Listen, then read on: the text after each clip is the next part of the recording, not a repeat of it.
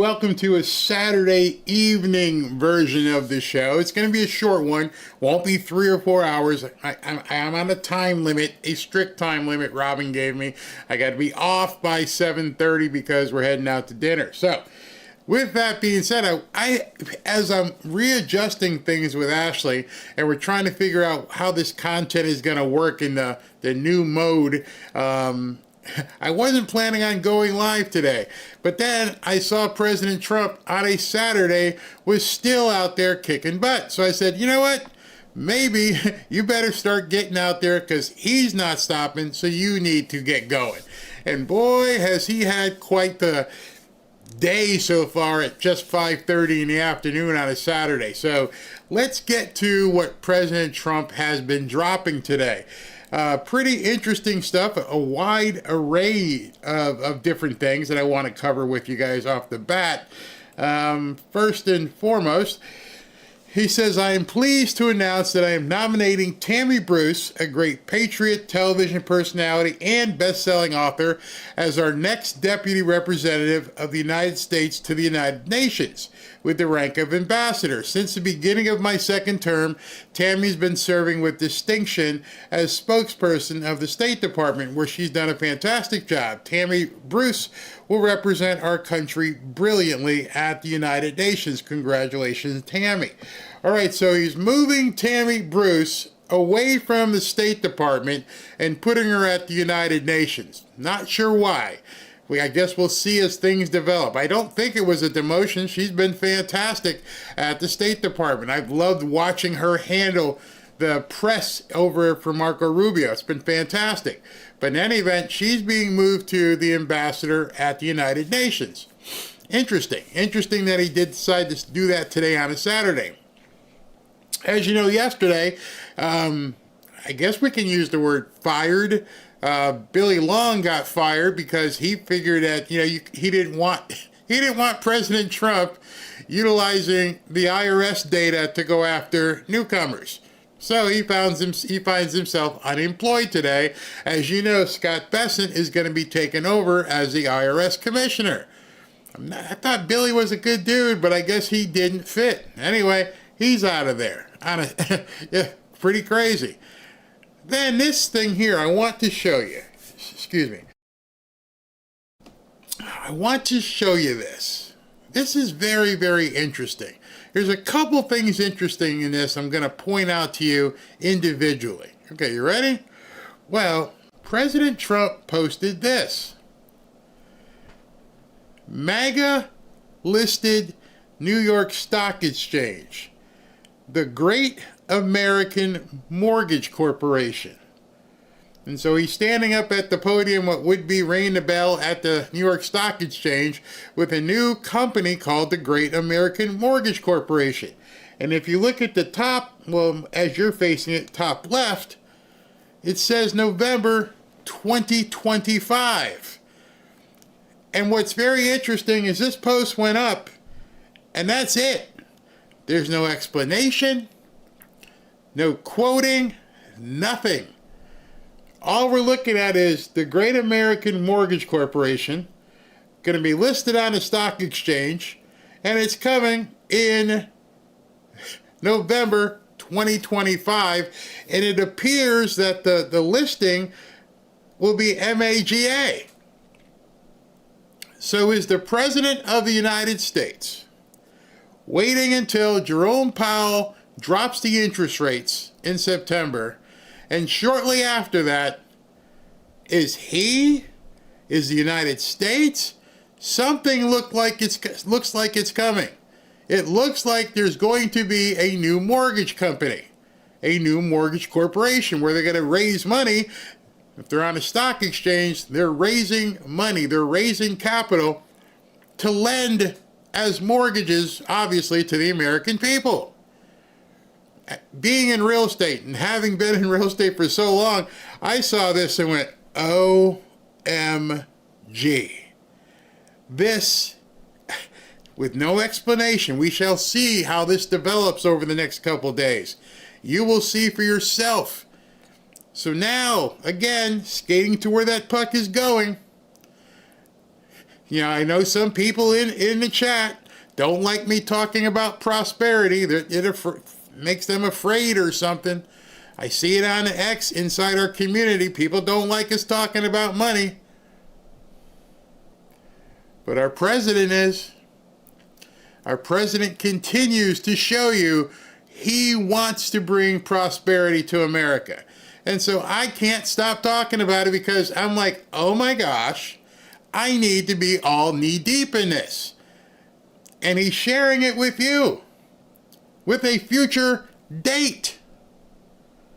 Every single one of you who are watching this right now can see for yourself a date that is coming up. What is this? You're still up there? Oh, no. They can see it. All of us can actually see what's coming. And this is the kind of thing I keep trying to point out to people over and over and over is understanding the comms, C-O-M-M-S, the comms that are dropping. The breadcrumbs that President Trump is leaving for you. No other president has ever done this. And he's doing it for your benefit.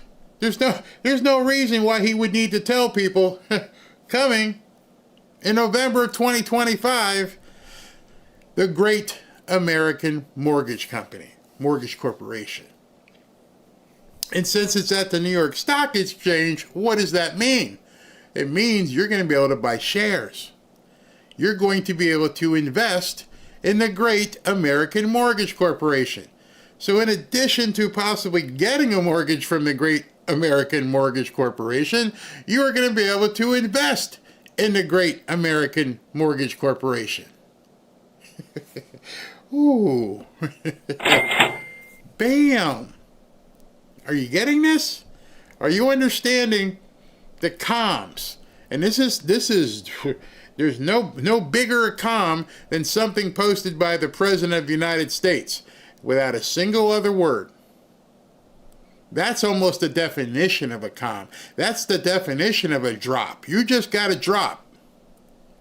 And that drop is telling you in no uncertain terms at the very top of that screen, November 2025. So the only question that remains is, what you going to do about it? Again, he's telling you, hey, so I'm going to do this, I'm going to do that, I'm going to do this. And he does what he says he's going to do. Unbelievable.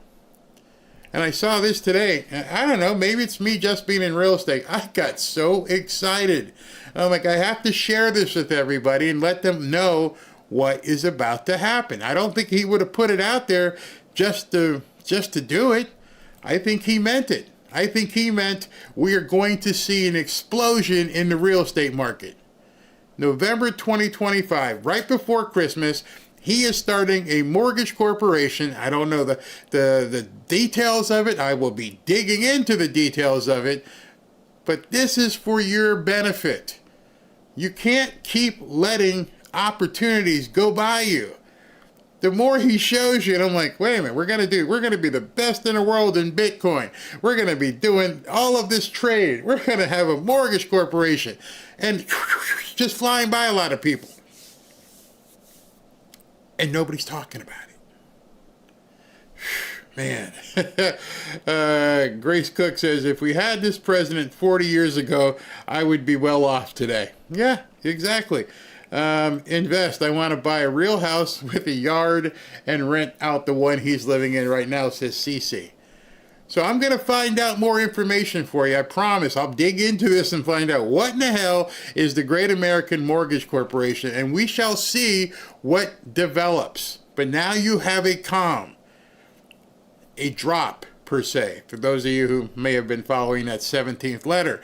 These are the type of things we were given, like breadcrumbs. Hey, go out there and check this out, by the way. Here's what's coming. Whew. Wow. This will subvert Powell. Yeah, probably. Let's see here. Barry, I was just wondering if you've heard of anything about Ben, because his show hasn't been on the air at all. Nope, I haven't heard anything. I'll text him afterwards. Breaking news, President Trump will be meeting Putin about Ukraine. Yep, that's next Friday. We covered that yesterday. Oh, wow. Vicky says, Barry, want to thank you. Received my berry pack today. It's flipping awesome. Thank you. I'm glad you did. Agatha says this, and he did it during a recess. That's why I think we're so busy right now. I think we are so busy is because the guy doesn't do anything by chance. There's a reason why we all were wondering, why did John Thune and Mike Johnson adjourn? Because get more stuff done. And so I'm going to tell you about the more stuff he's getting done, so I want to keep on schedule here. But it's amazing what is happening, and he's got no resistance. You know, the title of today's video I put up, where's my title? Was even on a Saturday was the picture, but I said he's flooding the zone. He's absolutely flooding the zone. A football term, hey, we're in football season now, where you put too many things that people can defend in one area. And he's putting all this stuff out there, all over the place. And it's absolutely crazy. Absolutely crazy. All right, so let me talk to you about one of our sponsors today. Is it this one? Yeah, this one is from Pure Health Research. I love my sponsors because they enable me to do as much work as I can. And this one, if you want to drop a few extra pounds, as most of us do, you want to boost your energy levels, or you want to reduce swelling in your legs and feet, that's called edema, then you'll love these two American-made health supplements. First is the liver health formula.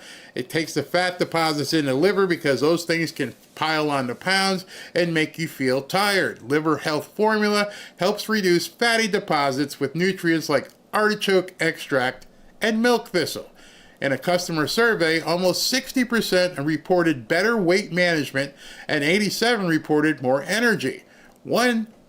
That works. Next one is lymph system support. You know, your lymph glands up in here.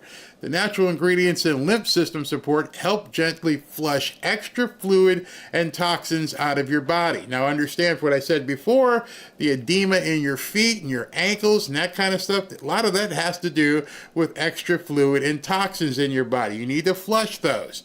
I mean, sitting here sometimes for 5 and 6 hours, at my age, my feet might swell up. I've got a cushion under here where I put my feet up just to make sure, you know, circulation is going well.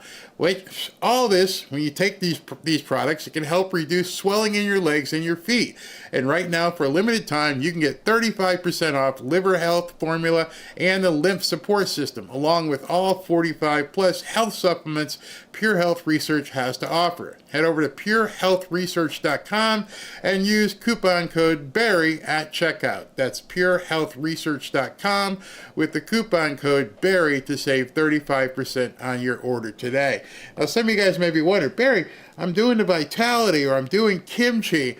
Well, because different people's bodies react to different things differently. And the more healthy we all can be, the better. Number one, you're going to be around to see my videos, and I'm going to be around to show you some videos. So that's why I love talking about health. All right, so let's get into something that happened yesterday that's now picking up a lot of steam. President Trump, as you know, said he's going to look to move troops into Washington, D.C. Winkety, winkety, wink.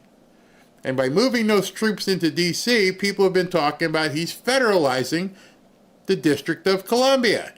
And yet there's no Democrats opposing it because they're not even here. And so he's pretty much moving very quickly to make sure whatever he's going to do, he's going to get done.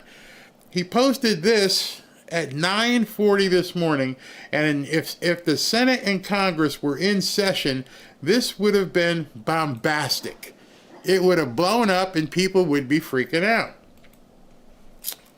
On Monday, a press conference will be held at the White House, which will essentially stop violent crime in Washington, D.C. It has become one of the most dangerous cities anywhere in the world. It will soon be one of the safest. Thank you for your attention to this matter, President Donald J. Trump. So whatever is going to be said at this press conference, which now I have at least a little bit advance notice, he's going to have a press conference on Monday, will essentially stop violent crime in Washington, D.C. How in the hell do you do that? It's not a magic potion. You just can't take a pill and poof, no more crime. What does he possibly have planned? Military invasion of Washington, D.C.? Maybe. I showed you some stuff yesterday. I want to show you some additional things today that now it's giving more of a clearer picture as to what's about to happen. This, after the president suggested his administration could take over for the police in the city. There is still far too much crime, especially gun violence in our city. It's gotten a little out of control, especially in the summer. U Street has just become a mess with teens out late causing ruckus. I'm not going to even lie about that. No, I don't feel like crime is down in our area. Not at all. I wish it would stop, period. I know it's never going to do that. I think it's going back to a good place, but it's not there yet. It doesn't stop people with the cams. People are just feels like you're always being preyed on. Isn't a partisan. Imagine walking through a city where you always feel like you're being preyed on. As though there's something lurking in the bushes that's about to jump out at you and prey upon you. What kind of life is that to live when you can't go anywhere wondering what's going to happen to me? I can't go to a restaurant. I can't go to a ball game. I can't do this because I don't know what may happen. I'm living in fear in my own city. But see, the liberals and the media don't seem to think there's anything wrong. Oh, it's perfect here. They obviously don't venture far out of their studios and actually talk to people who live there. If they did, you'd hear people like this lady. I showed you this yesterday or the day before. Issue. This is a public safety issue. Former Advisory Neighborhood Commissioner Kathy Henderson welcomes extra law enforcement in her neighborhood, which includes Benning Road Northeast. It has struggled with a resurgence in drug and violence problems in recent years. She says she supports the request that U.S. Attorney Jeanine Pirro made to the D.C. Council today. Pirro asks them to reconsider 3 laws dealing with young offenders: the Second Chance Amendment, the incarceration reduction. All right, so this is one of the problems that, unfortunately, I'm going to say it because I can say it. This is one of the problems that the black liberals and the black media are going to have a problem with. She wants to reconsider. She wants to toss these things out. The Second Chance Amendment only just puts people back on the street. Oh, you need a second chance. The Incarceration Reduction Amendment, so that you don't have to go to jail for a long time based upon the crimes that you commit. And the last one, the Youth Rehabilitation Act, which doesn't allow any rehabilitation. That's a complete misnomer. It doesn't allow for these youths that commit crimes to actually pay for their sins. It's a revolving door in Washington, D.C. And President Trump, and as you heard, the residents have completely had it. We don't want to live like this anymore. Why would anybody be okay with life this way? Why would any person in the media, why would the Democrats be okay with the crime and tell you on television, look you right in the eye, oh, there's nothing to worry about. Oh, it's racist. Everything is racist. Oh, he just wants to put black people in jail. I don't care what color you are. If you are scaring residents, if you are preying on residents, I don't care if you're green. You need to go to jail. And you need to stay there. Not the revolving door where, little Jimmy was only 16. He didn't know what he was doing. He's a good kid. No. You do the crime, you do the time. Period. Black, white, green, gray, I don't care. It is not racist to want to feel safe. Safe is not a racist word. Spoken from a black guy, I don't care if you feel like, the police are all around the place and they might frisk me and do. I don't care. What I care about is, like those residents showed you, hey man, I would just like to walk to the bodega. I just want to go shopping. I just want to enjoy the city. I want to walk around. nobody is thinking, or in D.C., Muriel Bowser, none of the people in government in Washington, D.C. are looking out for the people who actually have to need safety. It's absolutely ridiculous. Reduction Amendment, which is coupled with the Second Look Act and the Youth Rehabilitation Act in order to toughen penalties on people under 25 who commit violent crimes. We have an individual that committed a murder when he was 16. Because of the legislation, he was given a sentencing reduction. So he was allowed early release. This person whom we wrote a community impact statement for, and we submitted it recently to the court, he committed another homicide.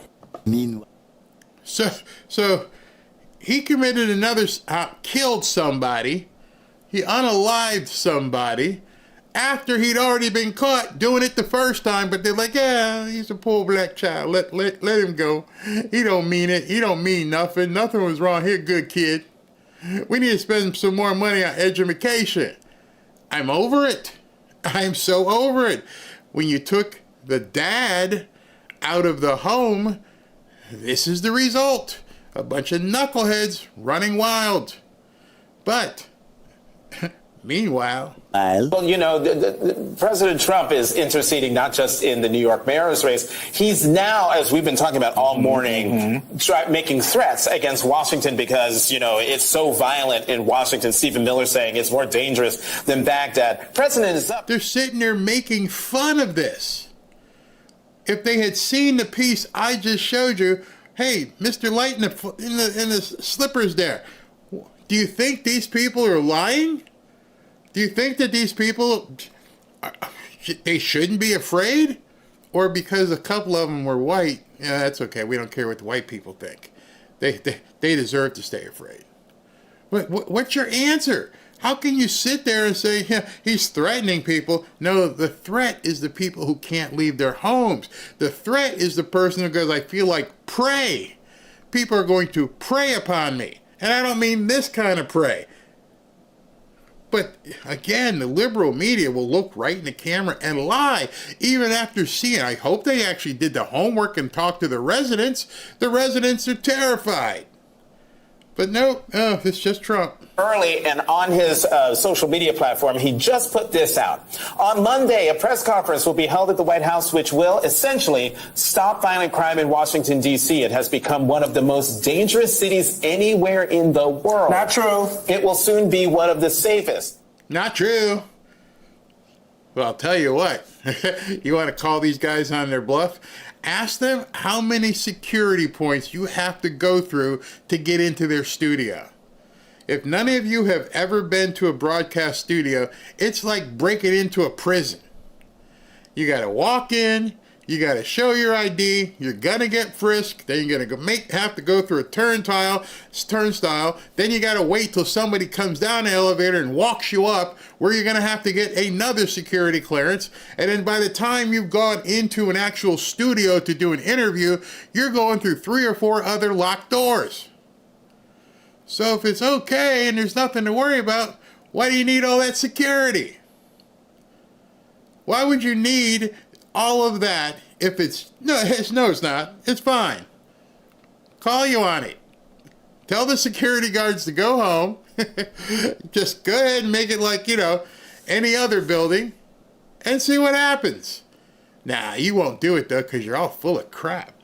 Thank you for your attention to this matter, President DJT. I mean, the way I'm reading that is we could very well see the President of the United States either because he has control over the National Guard in Washington, D.C., could be sending them in, or he might just say, I'm taking it over. I don't know. Yeah, that's exactly what he's going to do.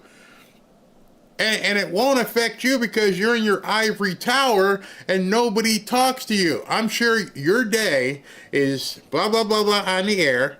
Take the elevator down to wherever you got to get into the limo, to have the limo take you to the restaurant, have the limo take you from the restaurant back to the studio, and you never interchange or you never go into these neighborhoods. Go do a man on the street video. Walk down the street. Number one, no one's going to recognize you anyway, so you don't have to like put on any makeup. But just walk down the street, especially the fluffy guy. Let's see what would happen.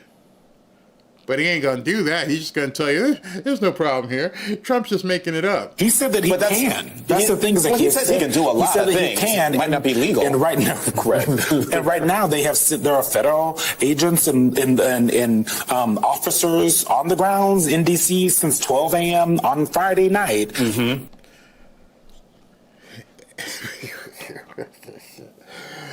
Two of these guys. Not that there's anything wrong with that, but they bat on, that team. And they act as if everything's fine when they don't understand what regular people feel like. Go step in somebody else's shoes instead of sitting in a completely secure vanilla, well, maybe not vanilla, but you know what I mean, pretty safe environment. And there's nothing that can happen to you. There are armed guys outside. So of course you feel safe. Nothing is ever going to be, you can't even see the stuff. You might see it on one of your monitors, like, yeah, there's MSNBC. Oh, there's my other channel. Oh, there's my people. They're out there covering a murder. But you don't see it. Protecting us from what? I mean, you and I both live in, we're coming to you from New York today, right. But we both live in Washington. And crime is down. Just like we talked about 26%. The crime is down everywhere. In every category in Washington, D.C. So I'm curious to see what on earth he's going to announce on Monday at this press conference. Crime is down in all categories, he says. Doesn't show you any of those categories. You're just supposed to take his word that the crime is down in all the categories. So Monday, this federalization is going to take place. And here's Judge Jeanine talk about what why she has a problem. Get ready. Decision for the president. And I think that what the president was saying is that we're seeing far too much crime being committed by young people, 14, 15, 16, 17 years old, that I can't get my hands on. I mean, I don't know if you've seen some of the pictures, but, young people are coddled, and they don't need to be coddled anymore. They need to be held accountable. They shouldn't be going to arts and crafts in family court.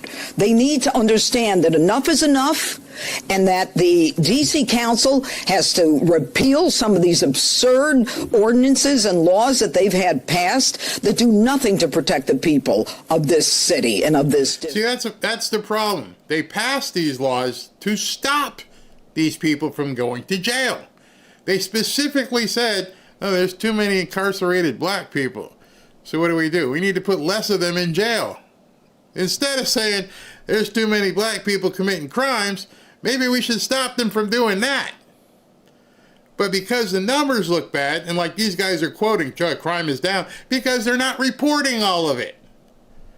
Instead of going to the source and realizing we've got a big problem.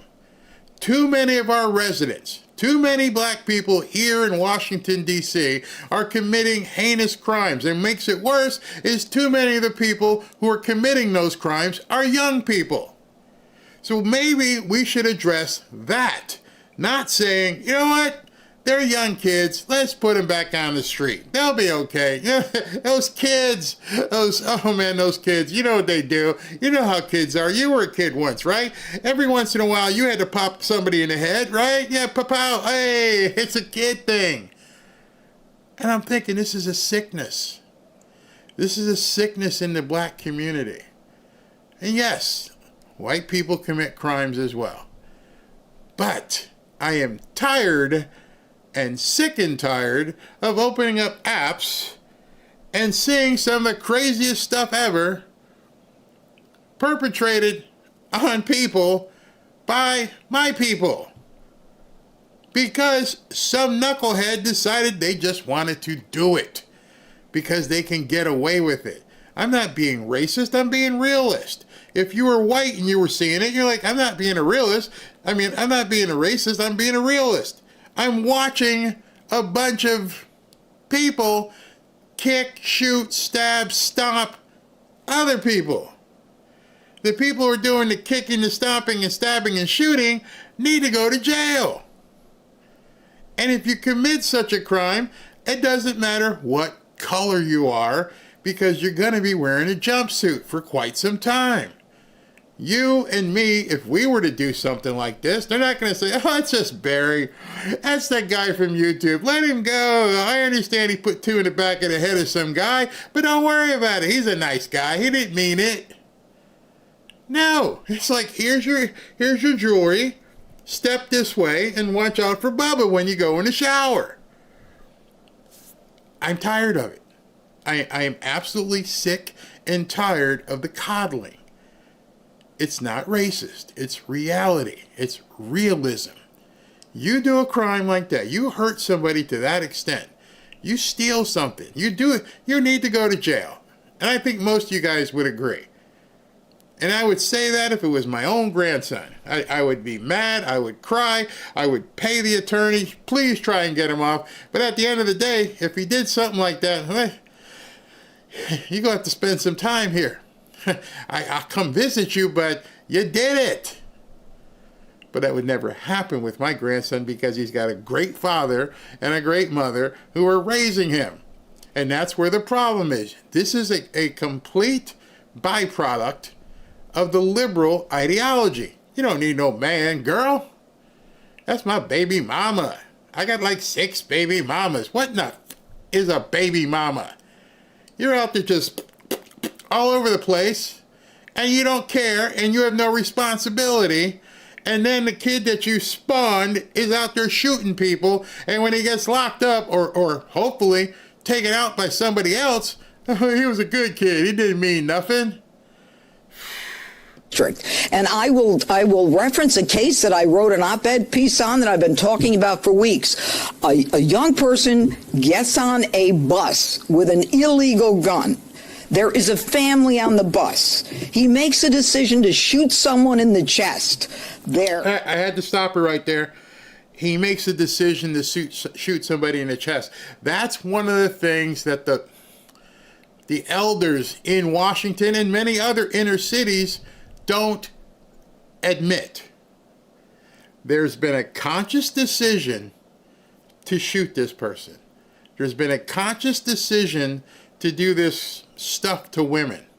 There's been a conscious decision to steal something. It just doesn't happen. You're not walking down the street and go, wait a second, I have the urge to shoot. Not unless you're crazy, but then even then, you should be someplace. Unfortunately, people in my persuasion make every kind of excuse except saying, he made the decision. You made the decision to do what you did. And at that point, you need to pay for what you've done. Decisions have repercussions. We have them every day in our life. If I decided, and I don't, but if I had a blueberry muffin here after I've been told stop eating blueberry muffin, that is a conscious decision I'm making. If you go to the bar and you drink too much and you get behind the wheel of your car, that's a conscious decision that you're making. There is no way to take that apart. There is no way to say, the kid didn't do it, he didn't mean nothing. No, he meant it, he thought it. I'm going to jack these people. I'm going to take their car, and if they give me a hard time, I'm going to pop them. That is a conscious decision. Stop with the coddling. Lock them all up or worse. To me, that's intent to kill. But for the grace of God, that individual did not die. Now, he's got a gun. It's illegal. He used the gun. Guess what the sentence was? I got a conviction. The sentence was probation. We can't have that. And by the way, he wasn't a kid. He was 19. These are the rules of the D.C. Council. Now, I would love, if I was at that press conference, I would have turned the press conference around. Because excuse me, Miss Janine, yeah, I don't have a question for you. I have a question for this idiot reporter here. And the idiot reporter, I'm like, why don't you go walking down the streets here and tell me how things work? Have you ever been accosted on these streets? No, you're going to get back in your limo. You're going to go right to the studio. These people live in ivory towers and they are paid to lie. My wife, she can take care of herself. But even then, I know I wouldn't want her having to take care of herself, because that is another conscious decision. Hey, listen, maybe you shouldn't be walking alone down this road, but I should be able to. I know, but you can't. It's dangerous, honey. But I should be able to go here. Sorry, that's just how it is. You can't do it. Think about that. Think about, you're telling good people they can't go someplace because bad people may prey on them. How is that anything that any reporter, any social worker would be okay with? You're okay telling people, don't go down that street at night. Why? Why can't I walk down this street? Because something might happen to you. Well, why don't you address the stuff that might happen to me? Why are we in 2025 at this point where people won't address the stuff that might happen to people? That's where our problem is in this society. That's what Biden, well, not just Biden, for decades, they have allowed these animals to run free like packs of feral dogs to attack people as they see fit, and then they blame the person who gets attacked. I have seen it so many times, and probably you have too, as recently as with Big Balls getting beat up in Washington. The second part of that story, most people left off. Well, he got beat up because he was helping a girl who was getting attacked. The feral dogs were attacking something else, and he went, I got to stop this. So they turned their attention and decided to whoop his butt. But they didn't talk about, why was this happening? Why was this young woman carjacked and attacked by these thugs? How is that okay? Won't address it.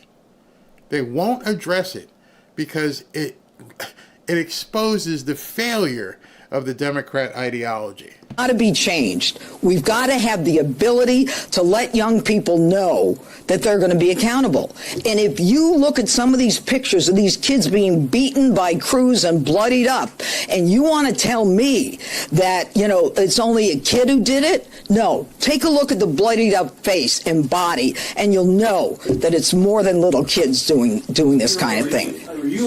Many of us saw the video. I think Benny had her on his show, and she's been all over the news, where they were just stomping people at this festival in Cincinnati. And then the sheriff came out and said, the problem with all this is that everybody shared it on social media, and, what do you mean? That's not the problem. The problem was that these people got stomped. And I hate people who ask that question. Well, what'd they do? What do you mean? Well, they must have done something, right? I don't care if you walked up to them and said, hey, enter, N, I'm saying the N-word. I don't care if you said that to them. I don't care if you said effing ligger. I don't care. It does not necessitate being stomped half to death. Where do we get to the point where a word causes somebody to die or be beat to almost death? See, that's the problem you need to go back to. You got rap music when they tell you, oh, it's different. It's different when, we're singing and we're saying, and my ligger and my ligger this. And no, your ligger is a word. It's such a word that we can't even say the word, Peter, because it's so offensive. It's so offensive. But it's on the album. You're singing it. You're praising it. But if a white person says, oh, hey, don't do that. Don't you go there. I have to whoop you. I'm sorry. It's requisite. You say the word, I get to beat you. How did we get to this type of ideology? Remember when you were growing up?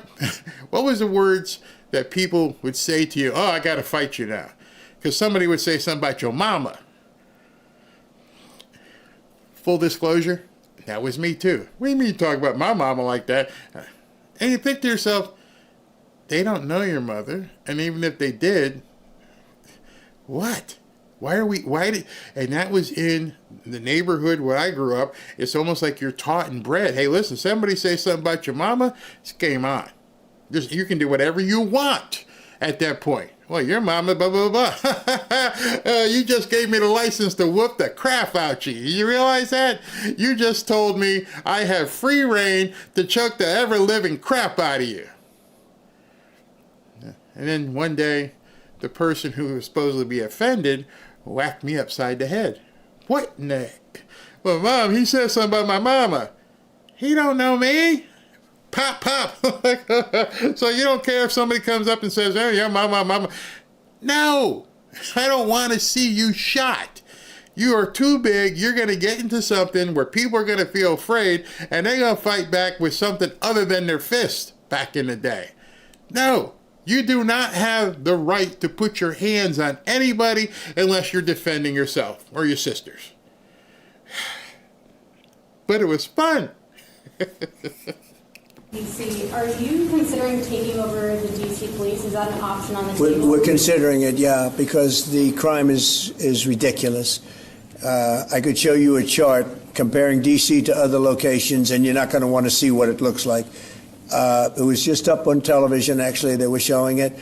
Now, we want to have a great, safe capital, and we're going to have it. And that includes cleanliness, and it includes other things. We have a capital that's very unsafe. You know, we just almost lost a young man, beautiful, handsome guy that got the hell knocked out of him the night before last.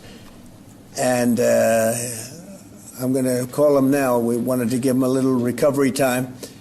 We just put a call into him. They're calling back in a little while. But he went through a bad situation, to put it mildly, and there's too much of it. We're going to do something about it. So whether you call it federalized or what, and that also includes the graffiti that you see, the papers all over the place, the roads that are in bad shape, the medians that are falling down, the median in between roads that's falling down. We're going to beautify the city. We're going to make it beautiful. And I wanted to stop him right there. In addition to the crime, why is it wrong to say you want to beautify the nation's capital? I for the life of me, I've seen people complain. I see them bitch on X and stuff. I'm like, what do you mean? We're going to make it beautiful. Have you ever been to a beautiful city? Many of you probably have. Many of you probably live in a beautiful city. You're proud of it. You're able to like, hey, we're going to go to a festival downtown. And you bring friends or relatives who come into town and they're like, wow, this is beautiful. Yeah, you like it? I thought you'd like it. Why is that a wrong thing to say? Why is it wrong to have things? You know, what's the old joke? That's why we can't have nice things. Why is it wrong to have nice things? When you go out to dinner, when you go to the movies, you're walking through the, you know, I used to live in Connecticut. I spent many nights in New York City. It was beautiful after Rudy came in and cleaned it up. But they gave him all kinds of flack because he cleaned up New York. You've seen the movies, Escape from New York and Warriors and some of these movies. Those weren't like too far away from from a lie. It was crazy back then. 42nd Street, oh my goodness. And he cleaned it all up. And tourists flourished. Everybody wanted to be part of New York. It was a place to go.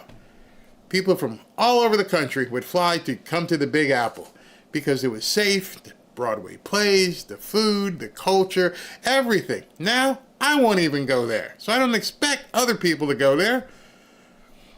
Why is it a bad thing to make America, I don't know, make America beautiful? Crazy. What a shame. The rate of crime, the rate of muggings, killings, and everything else, we're not going to let it. And that includes bringing in the National Guard, maybe very quickly, too. I'm just going to tell you right now. All right, so what we have to think, and Ashley, I think, is going to try to get Alpha Warrior on early next week, is what is happening beyond what you see. What is actually going to probably the idea as to why you're bringing the military in and basically taking over control of D.C.? See, one of those reasons I'll let you know right now. Here's one reason. One of the reasons is it completely takes off the table the Democrat ideology of making Washington, D.C. its own state and putting in 2 more senators and other people from the House. See, that's long been a plan by the Democrats, is to make it a state, make Puerto Rico a state and make Washington, D.C. a state. By making Washington, D.C. a state, you know it's going to be Democrat run. And then it's automatically, you get 2 more senators. So here comes President Trump and saying, let's go ahead and federalize this. And you're not going to be able to do your 2 senators. Now, how would he keep it from next time there's, God forbid, a Democrat president from undoing it? That's what we need to see. What is the mechanism he's going to use to take over Washington, D.C.? And you didn't hear a lot of people pushing back because they're not in Washington. They don't have the microphones in front of them. But that is a huge, basically, cutoff at the knees of the Democrat Party, because they've been talking about making it a state for a long time. It would probably be one of the worst run states in the country. But if he does it, I don't know if it needs a constitutional amendment or whatever to make it a state, but it stops it. So that might be one of the things. Now, the plight of American hero Big Balls has set off a firestorm in the Republican Party. This kid who worked for the Doge guys, didn't shut down any diners that I know of, but he's out of the government now. He goes out on the street. He just infiltrated all of our information. He protects a woman from being attacked by a roving street gang, and he had the crap kicked out of him. And, we had a congressional intern murdered not too long ago. I'm just telling you, Republicans right now have about had it with the violence and the idea that you can't even walk around D.C. right now without getting attacked by street gangs. Did you see the woman next to him and her contortions and how she was freaking out that he was saying this stuff? What's your response to that? There is none. The other lady goes, yeah, but he was poking around in our data. Ain't nobody poking around your data. The government was poking around your data. The government's been poking around in your data. What the hell are you talking about? They can't keep a defined look at the problem. And you will find this as it begins. Whatever President Trump is going to do Monday, 20 minutes after he does it, you're going to hear this on the news. He can't do it. It's racist. And so it's against the black people. It's coming. I'm just telling you, whenever this press conference happens, I will cover it. You will be there, hopefully. And you will hear the response very quickly that it's racist. That's all they have. And it doesn't work anymore. I'm sorry, it just doesn't work anymore. And it shouldn't. We're Americans. Act like an American. Clean this place up. And if it means certain people got to go to jail, well, go to jail. All right, let me know what you guys think. The government does own your data. What else we got? The flaming... I can't even put that out. The flavors make it under presidential control, under federal national control. Exactly. Puerto Rico doesn't want to be a state because they'll have to pay taxes. My ex-husband was from Puerto Rico. They will never agree to be a state. Good point. Gina, yes, we can all see it coming. Yep, that little girl was pissed off that, it is what it is. I won't go this far, Britta. I won't say all blue cities are hellish, but a lot of them are, and it can be kind of scary. So was she implying BB deserved it? Yeah. Yeah, these people think he deserved it because they've been making up all kinds of excuses as to why he got the beat down. As if, 6, 7, how many kids there were. It's okay to do that. Never. Thank you for doing a show today, Barry. Oh, you're very welcome. Big Balls did a Daniel Penny. Yeah, remember that? The guy on the train. Exactly. What else? I bet the propaganda is on President Trump's list. Chris Rock said it best. How not to get beat. Styles, your comment is dead on. The left has lost it. When your argument always ends up with, that's racist. You got no other response? That's it? It's racist? You don't think it'll help and people might be safe, and if they feel safe, they're going to spend more money in the city and more tourism, and it would help the economy locally? None of that matters? Just, it's racist. Okay. They were adults in their 30s. Wow. Let's see here.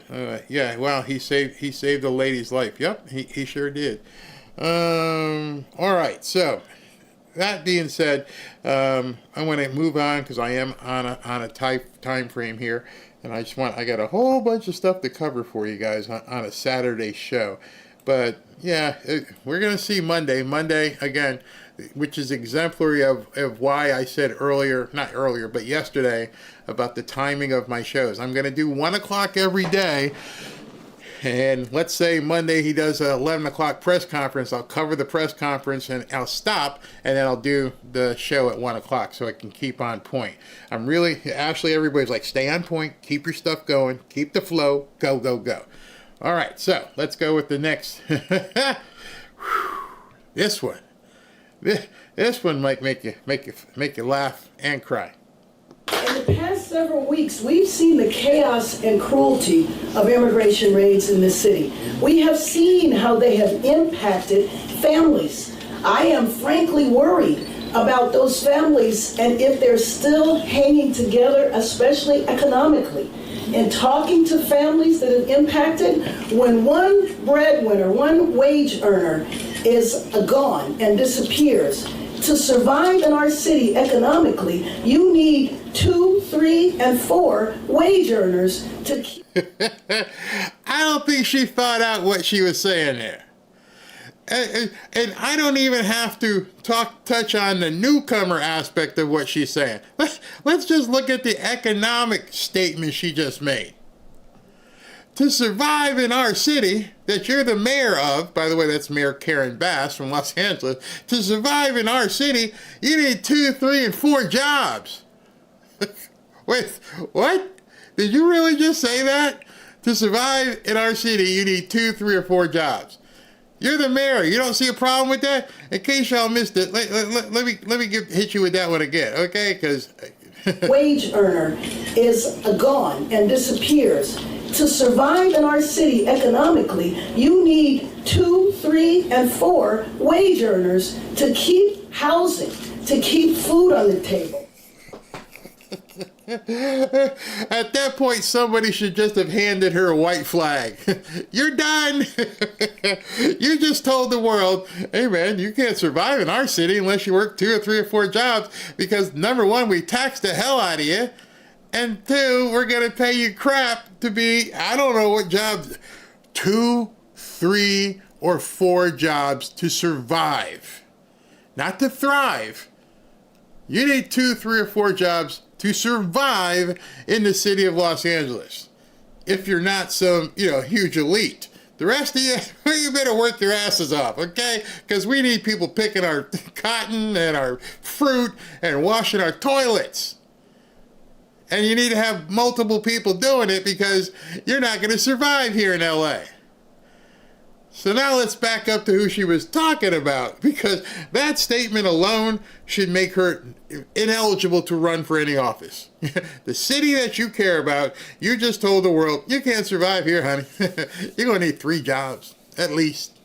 And maybe even an OnlyFans account, too. Because, damn. But when you take into account who she's talking about, it makes it worse because she's telling you they're using the hell out of these people. You're the mayor of one of the biggest cities in the country, and you're clamoring, you're pissed off that newcomers are being deported because the problem with it is, who's going to work these 2, 3, or 4 jobs? Well, how are we going to move as a city because we don't have all you cogs in the wheel? That is one of the most embarrassing statements I've ever heard from a politician.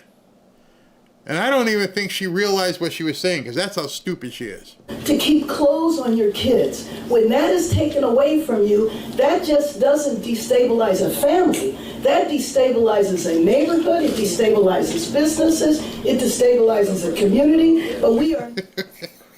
Hold on. So what you just said, Mayor Bass, you need 2 or 3 or 4 jobs just to survive here. And if you don't have 2 or 3 or 4 jobs, and if we don't have the newcomers doing those 2, 3 or 4 jobs, then it destabilizes your neighborhood, your community, your whole city.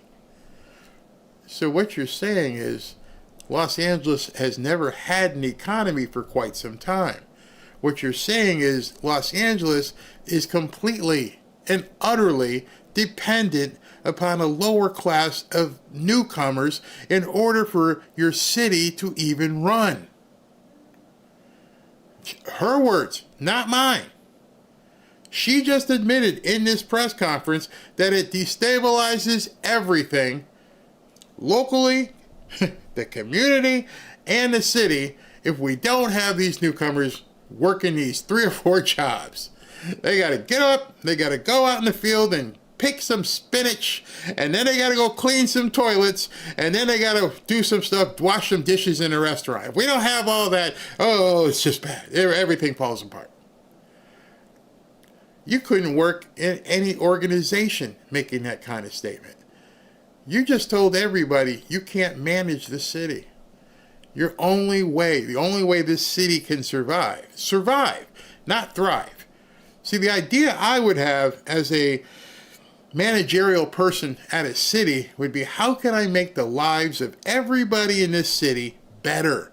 How can I help them thrive as a people? And your objective is, we just need these people to survive. Not my words. You just heard her say it. Not going to allow this administration to destabilize our great city. Tim,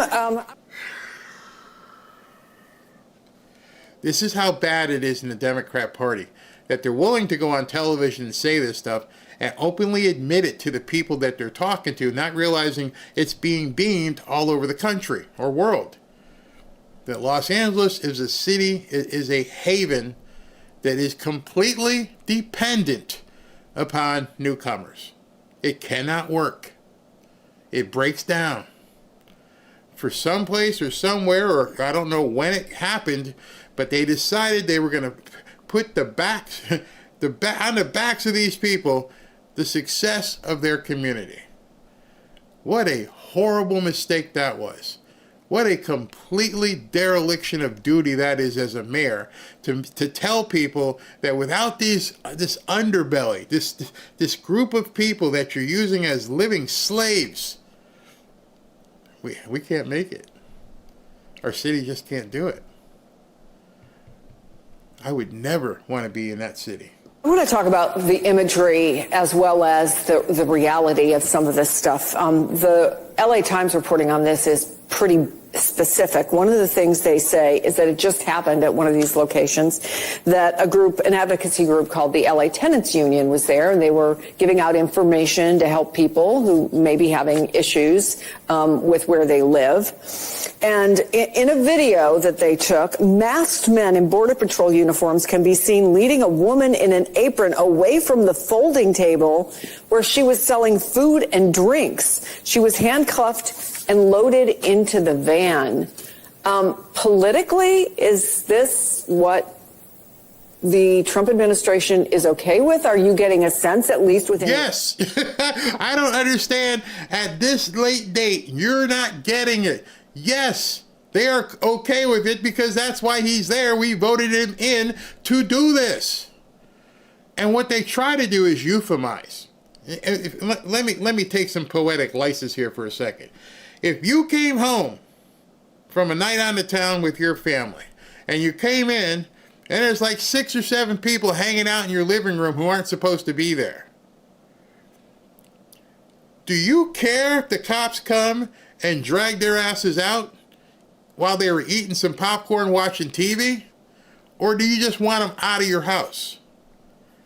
See, this is the problem that the media and the left has. Like, she was just making lemonade at the side of the road. She wasn't doing nothing. She was just selling some stuff. They don't look at what they did as a crime. There is no crime in their mind. They cannot justify it that a crime has been committed because you entered the country illegally. They are doing everything they possibly can to convince people that's not a crime.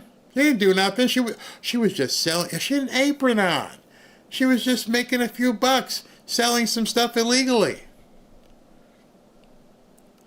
Her presence is the crime. The fact that she was standing there is the crime. And these people make it out to be like there's nothing wrong. She just had an apron on. She was making some, arepas. Base that this is helpful? Yeah. Well, it definitely is something that the Trump administration is okay with and that they've chosen. I mean, they're out there defending it vigorously. There are elements of the Republican base that are for this. But I do think that it is a potential political problem for them, and I do think that the Democrats should campaign on this. Look, there is at least some subsect of the Trump base, whether that be former Republicans like myself, former like Bush, Romney type Republicans, or whether it be this kind of newer group of younger, kind of don't tread on me, manosphere types that are the Joe Rogan types, to use that as shorthand. One of the problems that the media has is they keep bringing on these light and aloof loafer guys.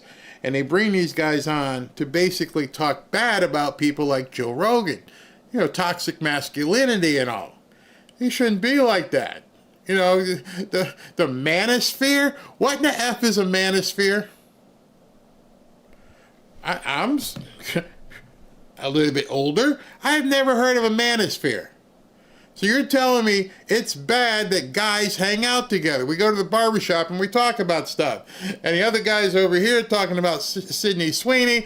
And this guy over here is talking about the Dolphins. That's a manosphere, huh?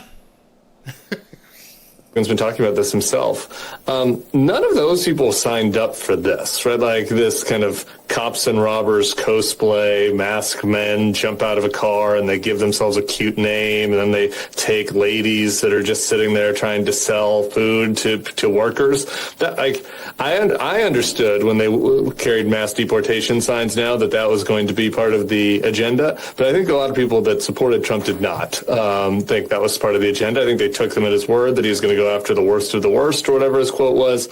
These are not that. And define that. You see, this is another way for them to euphemize. Trump said he was going to go after the worst of the worst. And they took it to mean everybody else would be okay. So, yes, they are going after the worst. Those are the people who have done stuff to women, have done this and done that, have criminal records. Yes. But if I'm here and I'm at this building and I'm arresting this dude, oh man, he's one of the worst of the worst. He's done some really bad stuff. Who's that? Oh, don't worry about her. She's not one of the worst of the worst. What do you mean? She's not supposed to be here. Yeah, but she's not one of the worst of the worst. You just happen to see her. Pretend you don't know she's standing there. That's what they're saying. You see, if you're only supposed to be going after the worst of the worst, and you're supposed to be ignoring what else ever you find. You go to the car wash, and there's 20 people scurrying, and you catch them all, and 6 of the people are from the worst of the worst club, and the other ones, they don't got worst of the worst club, but they still aren't supposed to be here. You're supposed to let them go. It doesn't work that way. I mean, equate it to something else. Equate it to a regular crime. Hey, man, there's people robbing the bank. There's a guy in a gun robbing the bank. Okay, he's one of the worst of the worst.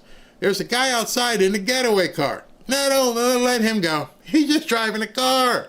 He's not one of the bad guys. He's not in there stealing. He's just driving a car. Where I grew up, that's called an accessory. Where I grew up, they're going to put you in jail too. But they want you to ignore the other people standing around because, he said he's only going after the worst of the worst. You know what I call that? I call that a bonus plan. I came here for these 3 guys, but I ended up picking up 15 more. That's a bonus plan. We did well today. And it drives these people to, it's not the worst of the worst. It feels un-American. It is against the, sort of libertarian spirit that some in the Trump base have, who are for border security, but again, are not for masked federal agents grabbing people, handcuffing them, shackling them if they had not committed any crimes that are not related to immigration. Wait.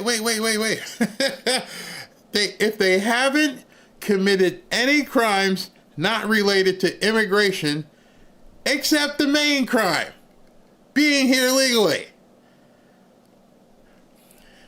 If you listen to people on the left, they expose themselves, and you sit there going, "What?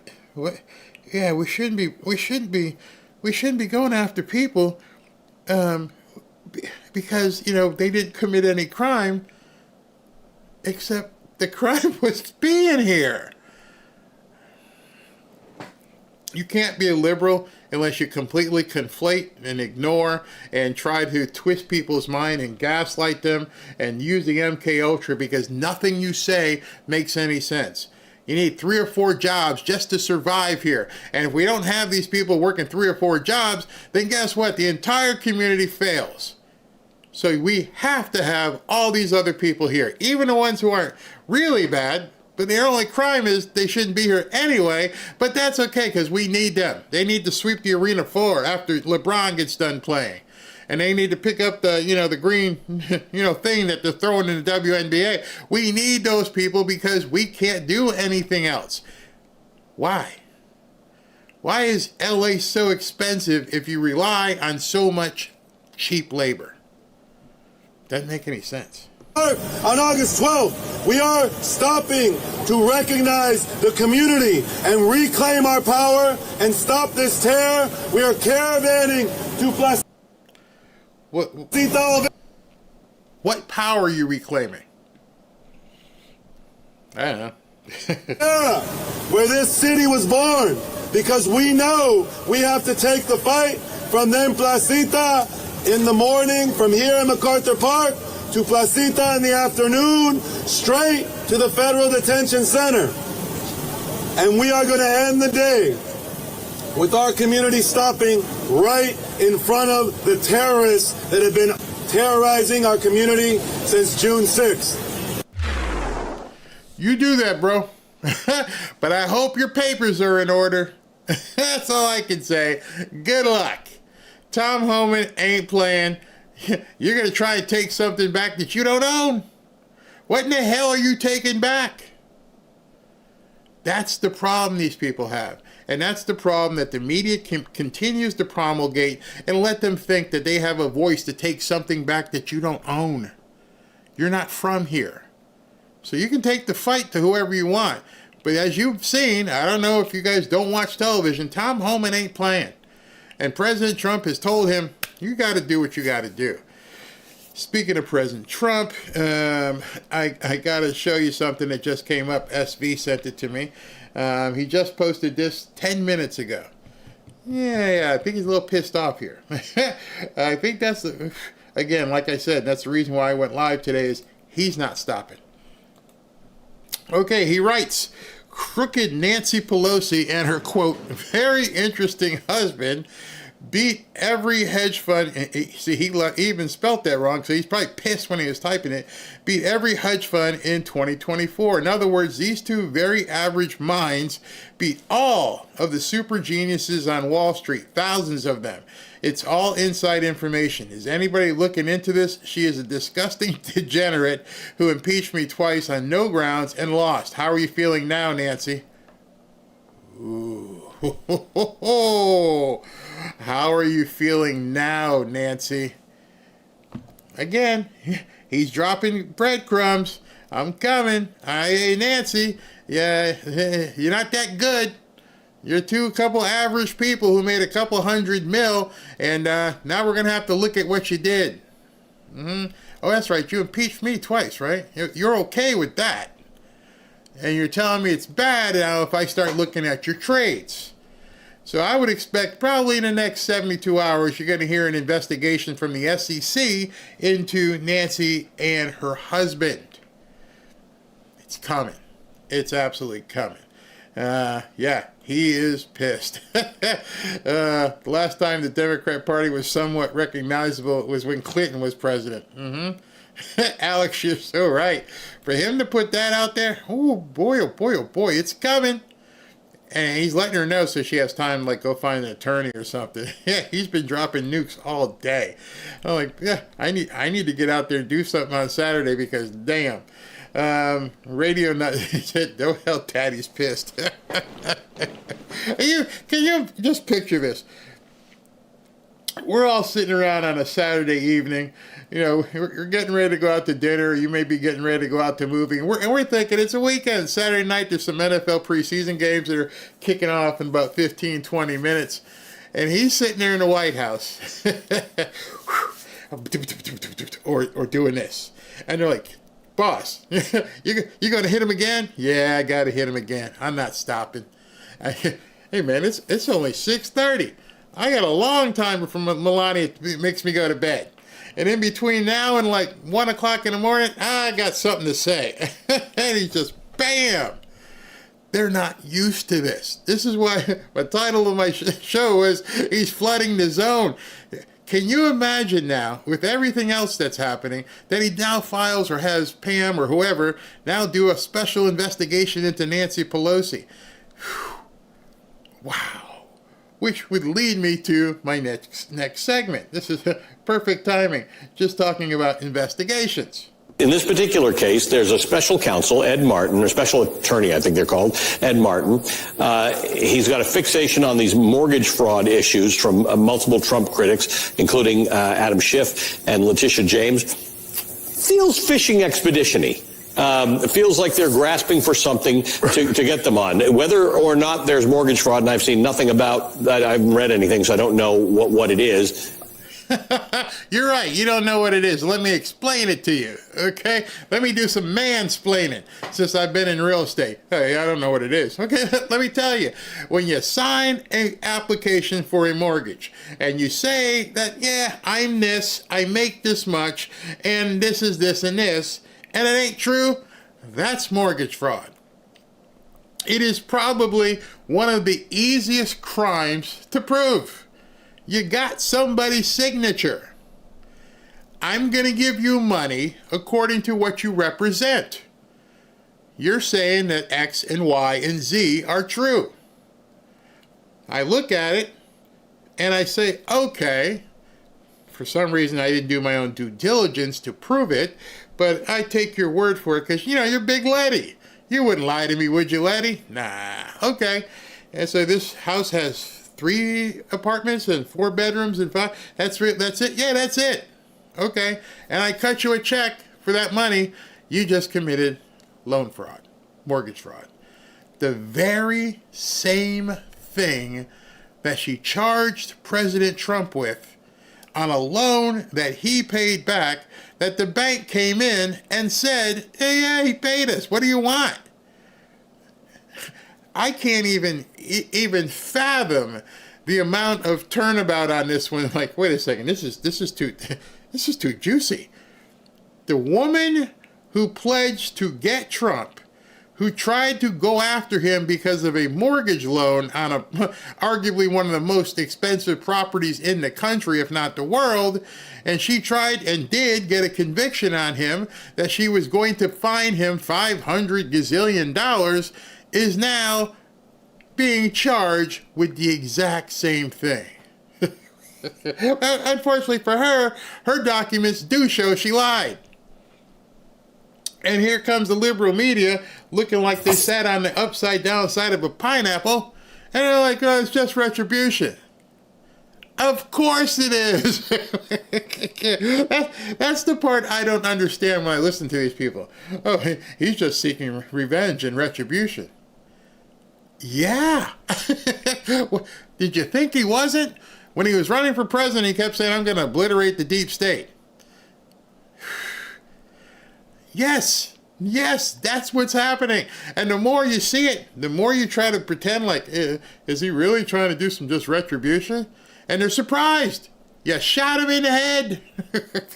You arrested him. You marched him to... a federal, like a specially appointed federal person from the Attorney General's office? A special appointed person who knows very little about the relevant criminal law. And Ali, this is how... He just said that Ed Martin, who I believe has been an attorney, has no relevant experience in criminal law. He just told the people watching, the 10 of them who are watching this show on MSNBC, that the special prosecutor doesn't know anything about the law in regards to mortgage fraud. He actually just said those words. And so the 5 people and his mom who are watching this are like, yeah, you tell him. Yeah, Letitia, Big Letty, she's fine. Much of a political operative and less of a prosecutor, a real prosecutor, Ed Martin is. Trump first nominated him to be the U.S. Attorney for the District of Columbia, and he was so partisan and so unqualified that even Trump's minions in the Senate refused to qualify him, and he had to withdraw. That's not exactly how it was, but okay, if that makes you feel better, he's unqualified. I could charge you with mortgage fraud. I seriously think I could make a charge and prosecute somebody on mortgage fraud. It's very simple. It's very simple. Yeah, so, hey, Big Letty, did you sign this? Is that your signature? Yes. Okay. I got page 2. Did you sign this? Yeah, okay. I'm just checking, Big Lady. Okay. Page 3. How about this one? Did you sign this one? Yes, okay. All right, so the first signature said you had 5 bedrooms, but you only got 3. Did you sign that? You already said you signed it, right? Yeah. Okay. So if you had gotten one that's only had 2 bedrooms, what would the loan have been? Would you have qualified for the same amount of money? No. So you put this down here so you could get a better loan, right? And a better interest rate, right? What's the interest rate if you hadn't put this down? I don't know. Well, I talked to the bank, and they said the interest rate, if you didn't put it down, would have been, about 7%. But because of this, you got 5%. So you got a better interest rate because you lied, right? Well, I wasn't lying. Well, it asked you this, but you said yes, but that's not true. I'm not a lawyer. It's very simple. The paperwork is right there. It is that simple because everything those of you who bought a house, when you do a closing and you got all this stuff to sign and you're signing there for an hour, there's a whole bunch of stuff. And then there's a whole bunch of stuff before then. Hey, you got to do the appraisal. You got to do this. You got to do that. So this stack of stuff, as Rush Limbaugh used to say, is going to be her downfall. The very same stack of stuff that she looked at Trump is the very same stack of stuff, maybe albeit smaller. It's the same thing. But this time, there's an actual couple lies. I'm seriously, I wasn't joking. I could prosecute this. And the jury would sit back and go, so you lied on the application? Yeah, that's mortgage fraud. That's it. You're done completely. So, yeah, he's bringing these allegations about mortgage fraud. Anybody who signed up for a mortgage knows that you have to make all these kinds of statements and representations, and he's hoping, he's fishing. Wait. Anybody who has signed up for a mortgage knows you have to make truthful representations. Somehow you left that word out. You just can't lie. Hey, how much you making? I make $750,000 a year. Oh, really? And you're going to live here? Yeah, I just chose to slum it here. Big Letty said you guys would give me a loan if I said I made $750,000. You going to verify it? No. We're going to take your word for it. Okay, thank you. Give me the money. Is the right word, that he will find something that's not on the up and up. And we can look at that in contrast to the mountains of evidence that supported Donald Trump's 4 criminal prosecutions and his civil investigation by Letitia James. All of those went to the heart of Trump's business and political operations, very unlike these allegations that are being brought against people like Letitia. I don't know how they contort themselves this way. Oh, it's not even the same thing. She told a little lie. Donald Trump told a big lie, but it wasn't a lie. my property is worth $500 million. No, it's only worth $18 million. Who told you? You must not do anything in real estate, right? You can't buy the dirt for $18 million where Mar-a-Lago is. So there was no lie. You contrived it. Rather with Letty, I got the actual documents. James and Adam Schiff that have nothing to do with their work as politicians or as attorneys general. The side effect of this revenge presidency is, for better or for worse, an erosion in public trust. People are going Okay, so let me stop you there. It's an erosion in public trust because of the revenge presidency. No, it's pretty much we trusted him. In fact, the only denigration people have had against Trump is that he hasn't done it faster. I don't think they pay attention to X. People are pissed off. They're not pissed off because he hasn't done it. They're pissed off because it hasn't gone faster. Can you please arrest people now? We're all waiting for the revenge. We all want to see people brought out in handcuffs. That's uniform. Some people are mad because it hadn't happened in a certain period of time, but every single one of us is like, let's do it. Who you got first? Who do you have coming out in handcuffs? All of us want the revenge presidency. That's a big mistake there, Mr. MSNBC. You don't realize this is what we want. to come to assume that the government is a corrupt entity, not to be trusted on several levels, including how many jobs were created in a given month now. Absolutely. And look, he says, I'm your retribution. He just cut collective bargaining rights for 4. Hey, sweetie, that's not the retribution he was talking about. Okay? Maybe I'll need to put some, pellets in your shoes and bring you down to earth because, damn, you're not understanding. The retribution he's talking about is about destroying all of you. It's not just some buzzword. We don't want you guys just to be able to just sit there and say these pretty things and talk to each other with snarls on your face. No, we want you destroyed. We want you taken apart. We want you working in Siberia telling us how cold it is. Yes, every single one of us, I would presume, wants the retribution. He told us, I'm going to go get it. He told us, I'm going to obliterate the deep state. We know what's coming. We all know what's coming. We just want it faster. 100,000 people at the VA, workers that he claims he cares about. He also cut a mine safety health program that would help people with black lung disease after coming out of the mines. We are seeing this over and over again. He's proposing cutting 35% of the Department of Labor, young people who are at risk, who need job training. So there's all of this talk that I'm your fighter, but behind the scenes, the real story about revenge is he's getting revenge on the working class people that he claims he wants to fight for. Oh. I only play this stuff because I know you guys don't watch it, but when you do see it, you're like, these people are lost it, haven't they? They completely lost it. They don't know what to do. Their tropes that they run back to. I'm surprised we didn't hear racism. And he was talking about Big Lady. I'm surprised. They got nothing. He's stopping the jobs and he's deporting people. And what the hell's that do with Letty's mortgage fraud? Oh my gosh. Mantar, a forensic accountant, and he is the guy who dug up all the dirt for Tish James in the alleged mortgage fraud case, which is also being investigated. Sam, what's going on, man? Good to see you tonight. Good to see you tonight. Okay, well, how it's come full circle. I remember when we were sitting right across from each other first talking about all this. Thank you. And now it's on the desk of the DOJ. Walk us through this case again. And, well, first of all, this is not a political case with Trump. I don't give a damn about Trump. I uncovered documents that prove fraud over a period of 20 years. Also, Joel Lewis, another researcher, has uncovered documents himself, too. All right, so in case you guys don't know who this guy is, his name is Sam Antar. He's a numbers nerd. And he's like, it has nothing to do with political. I don't care about Trump. I care about forensic accounting. I look at the numbers. I look at the paperwork. I look at the documents. How do you see the documents? Because all mortgage stuff is public record.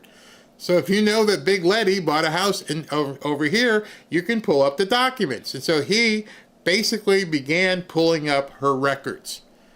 He's a nerd. He's a numbers nerd. He's not a politician. He doesn't have any bias on any political party. He saw this and began digging in. So this is what he did. Basically, what she did was she had a 5-unit building in Brooklyn. Okay, the certificate of occupancy said 5 units.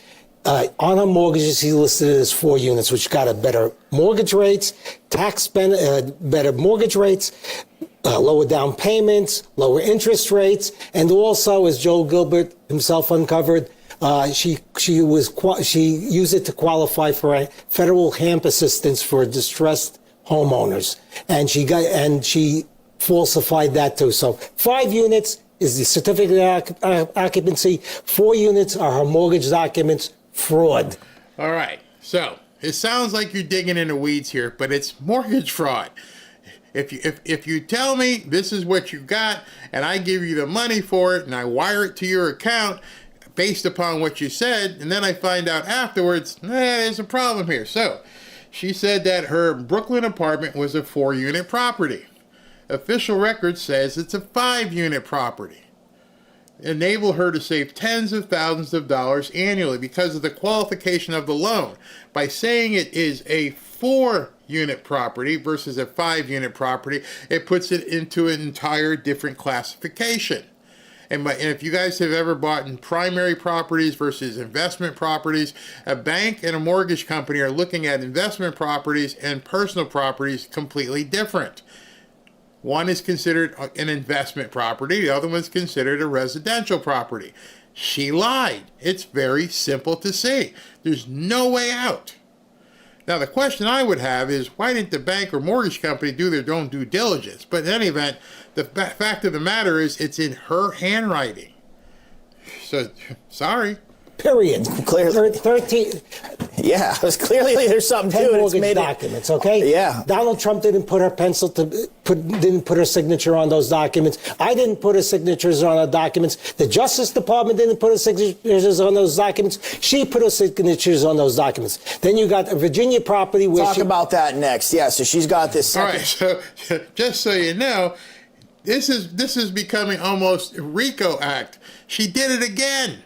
That was her New York apartment. Then she did it at a Virginia property. So she's cooked. She is absolutely cooked. The media is going to try and spin it. They got the documents. And I'm pretty sure it's going to be an open and shut case. She might as well just plead guilty. Is that your signature? And you can't claim I didn't know what I was doing because you did it twice. And you're the Attorney General. It's your job to know what legalese means. So you can't play stupid like, I didn't know. I didn't know what I was signing. The mortgage guy handed me the paper. No, you're the Attorney General of the state of New York. How did you not know? You knew. By the way, how are you worth millions? And if you're worth millions, we're going to have to dig some more. Oh, this is getting bad for Big Lady. Down in Virginia, she claimed it as her primary residence, according to what you were saying, while she was serving as the AG of the state of New York. The funny thing is, you can't say you live in Virginia and serve in that office, correct? Talk about it. She said that she intended to make Virginia her primary residence. A couple of weeks after she said that it wasn't going to be a primary residence. The mortgage closed based on those terms. It's a recorded document. Again, it's fraud. Period. You know what's funny about this? You, sitting at home, can probably, if you found out the addresses, could go in and look at it yourself. It's public record. Okay, Letitia James. Okay. Oh, I can see it. Oh, she lied. she lied right here. I can see it. When I've been involved in real estate, one of the things I learned a long time ago is don't screw around.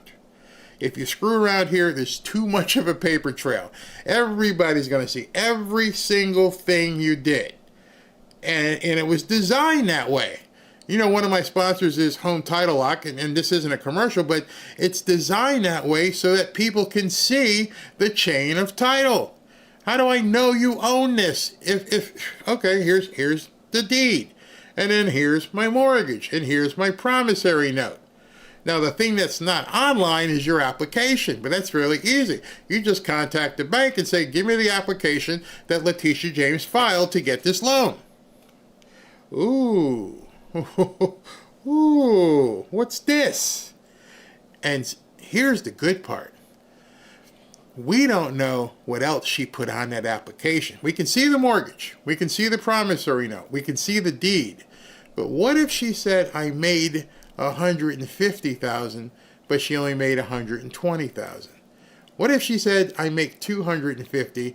See, everything on there is going to get her ass in trouble. And I understand there's something in there where she said her father was her husband. I don't even know about that. But there's everything on there. It's all, and, here, this is the best part.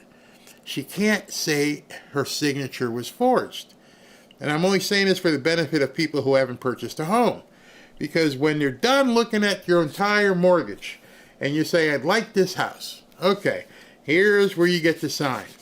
And then what happens next, depending on what state you are, either the person closing is going to sign it, or a notary is going to stamp it and say, yep, she was here. Can I get your ID? And they're going to put her driver's license number right down underneath her signature.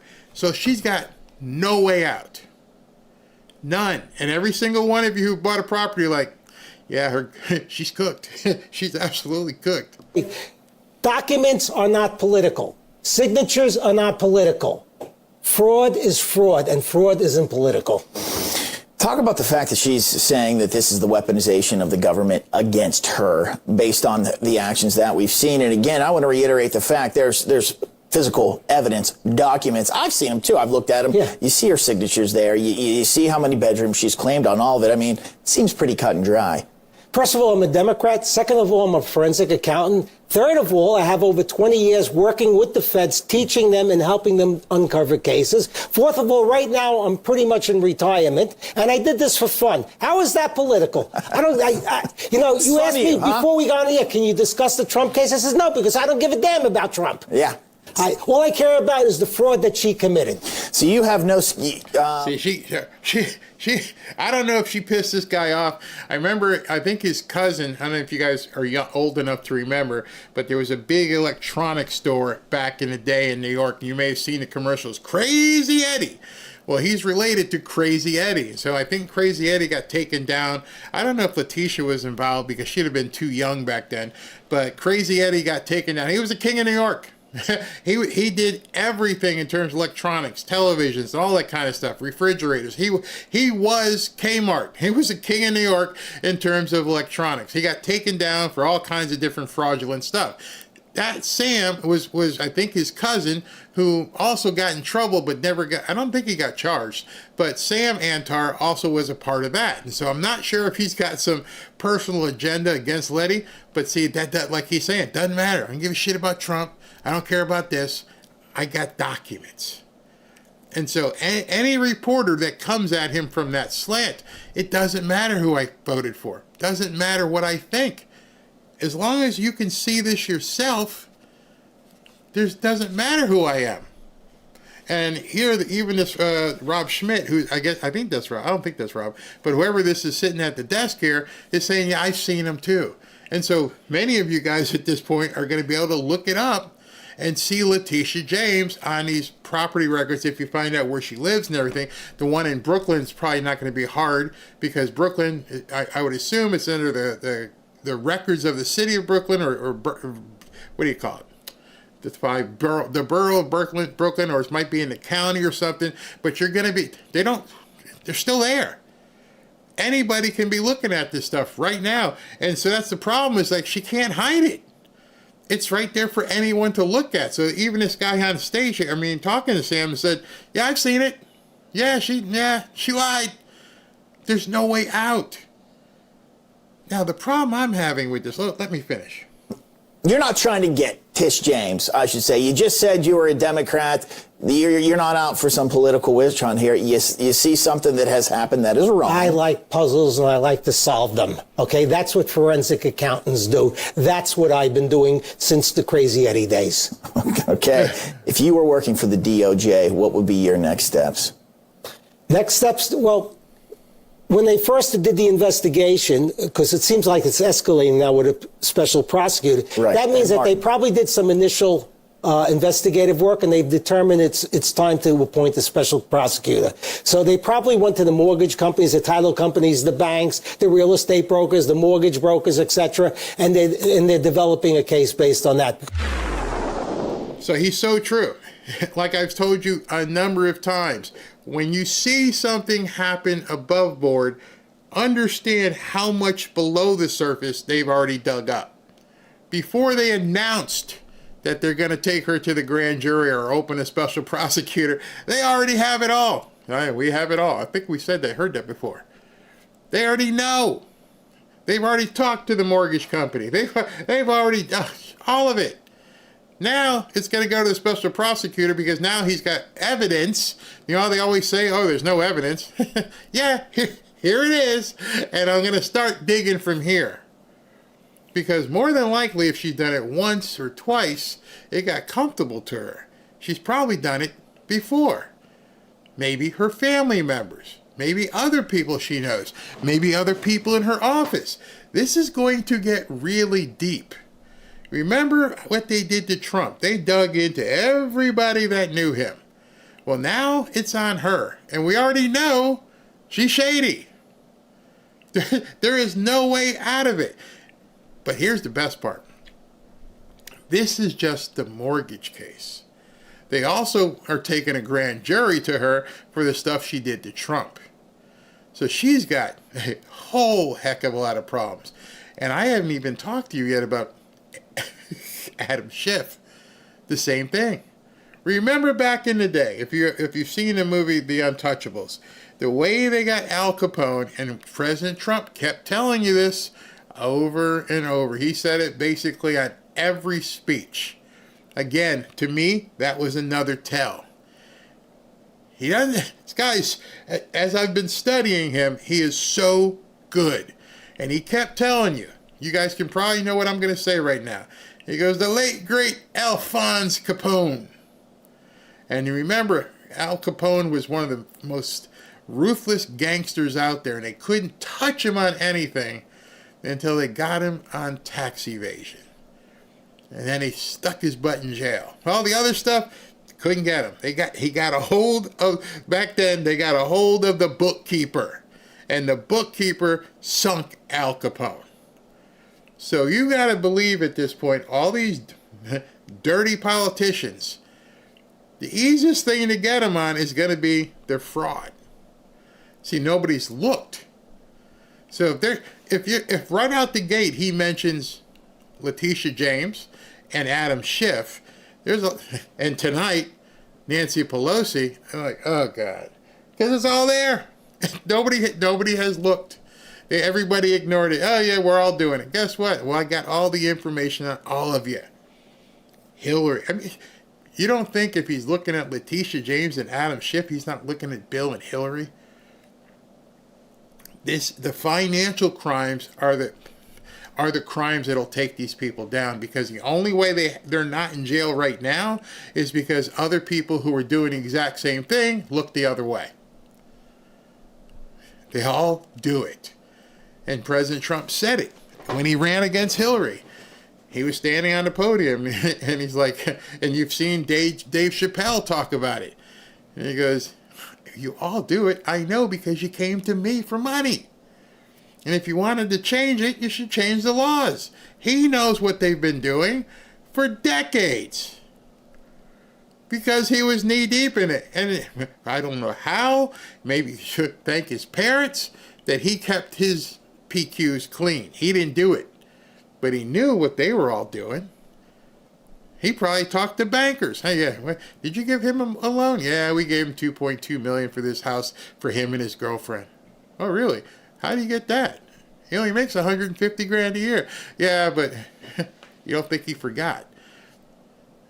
So if I was in Washington right now, with the amount of cachet and currency and clout that President Trump has right now, I would be terrified. I would be absolutely terrified, not because of the political stuff you've done, but because of the financial stuff you've done. the financial stuff that you've done to steal money, to put it upon us, so you can live that life that you wanted to live, and you've been able to do it scot-free because everybody else was doing it, but you looked the other way. That's what's going to bring these people down. And he just told you the same thing about Nancy Pelosi. Let me just pull that up again if you guys are just coming in. Okay.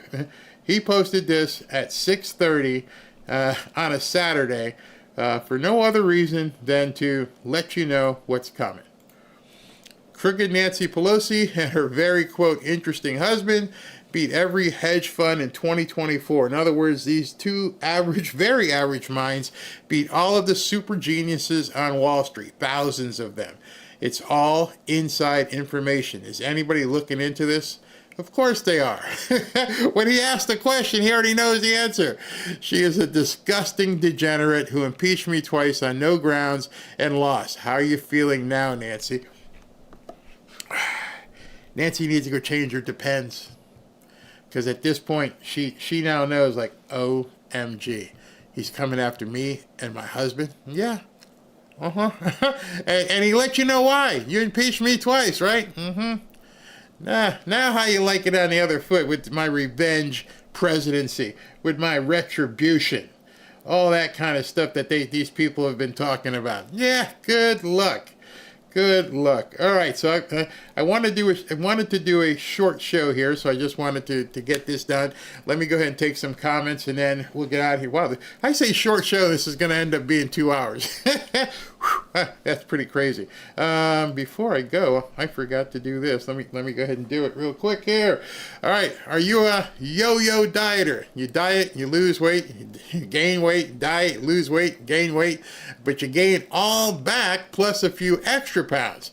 Then later, you lose it again, and then you regain it again, and then up and down. That's dangerous. It's very bad for you.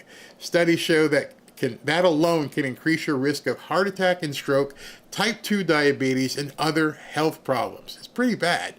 Breaking free of your yo-yo diet pattern is a main reason doctors created lean.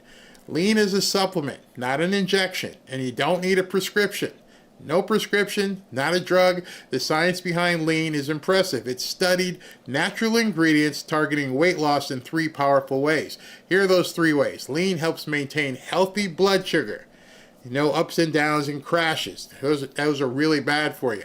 It helps control appetite and cravings, which is part of the blood sugar. And it also helps burn fat by converting fat into energy. Like I'm telling you, as I'm training more and more, I'm feeling it myself. And if you're tired of losing weight and gaining it back, if you want to lose meaningful weight at a healthy pace, Lean was created for you. Let me get you started with 20% off when you enter Barry20 at takelean.com. That's code Barry20 at takelean.com. All right, so I'm going to get out of here because Robin and I are going to dinner. I got to run Saturday night. First time home buyer. I disabled my TV company of 3-4 years ago. Barry is my news station. Thank you. Let's see. Are we living in strange, beautiful times? Yeah. And be careful. People lie on credit applications and other applications to get the credit they want or get whatever they're going after. There's a lot of land going on when people put applications out there. And it's all saved. It's all there for people to see. So, yeah. Anyone notice? Was that? Anyone notice that her speech is slow and confusing when talking? I think you're talking about Nancy. I think some of these people are going to come out there and they're going to claim that they're sick, they're not well, whatever they can to get out of it.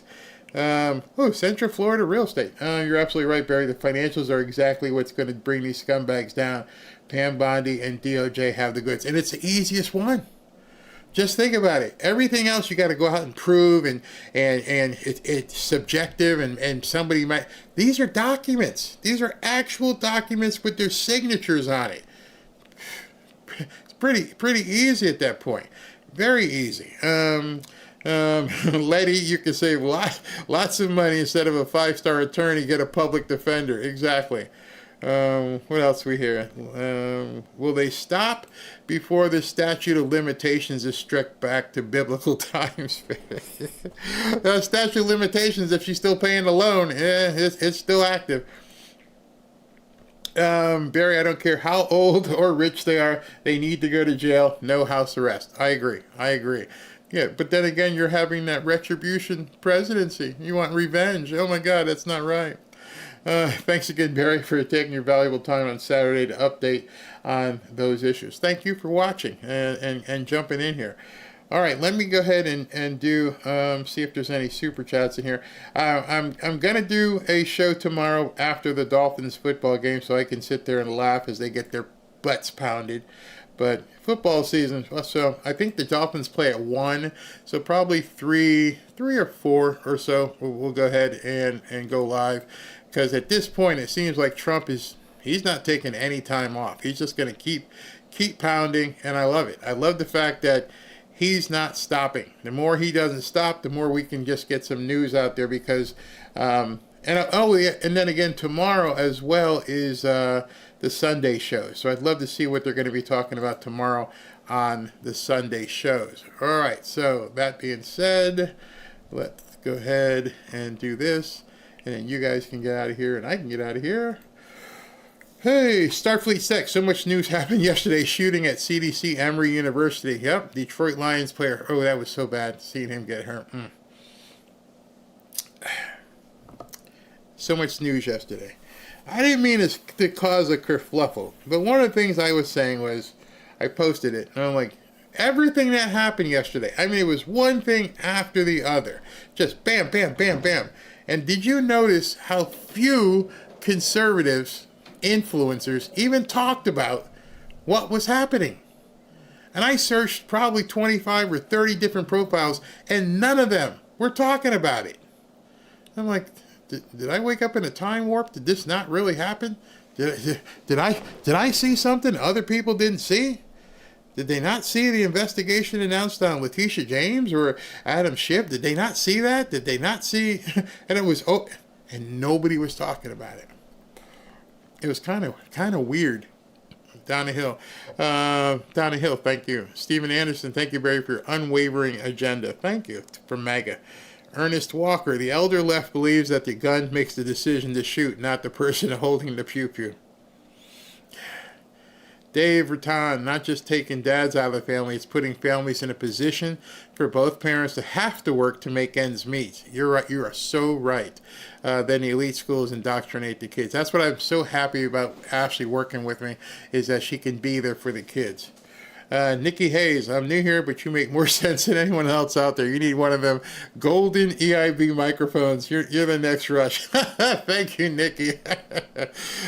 Christy Christian. Is that your real name? Thank you, Barry, for all you do. Thank you. BF Thompson, thank you.